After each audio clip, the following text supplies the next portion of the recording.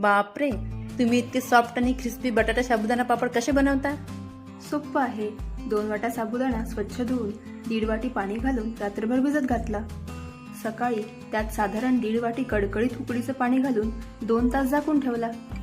लवकर शिजावे म्हणून साधारण 1 किलो बटाट्यांचे अर्धवट काप करून कुकरला 3 शिट्या करून घेतल्या. बटाटे थंड होईस्तोवर छानपैकी मऊ अशा भिजलेल्या साबुदाण्यांचा पुरणाच्या चाळणीतून लोण्यासारखा पेस्ट करून घेतला. त्याच चाळणीतून बटाट्यांचाही पेस्ट करून घेतला. साबुदाणा बटाटाचा पेस्ट एका भांड्याने मोजून सारख्या प्रमाणात घेऊन त्यात चवीप्रमाणे सैंधव मीठ, जिरं, हिरव्या मिरचीचा पेस्ट, हिंग घालून चांगलं मिक्स करून घेतलं.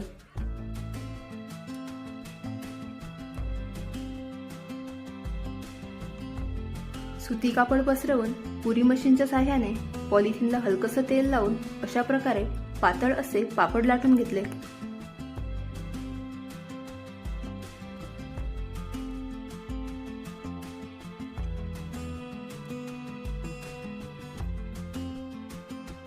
पापड पूर्णपणे सुकल्यावर कापड उलटा करून सर्व बाजूने हलकासा पाण्याचा हबका मारला आणि अलगदपणे पापड काढून घेतले. अशा प्रकारे पापड बनवाल तर पापडांचा डब्यात भरल्यावर वर्षभर अजिबात तेलकट वास येणार नाही. मी पापड तळून घेते, तोपर्यंत तुम्ही रेसिपी कशी वाटली हे कमेंट करून नक्की सांगा.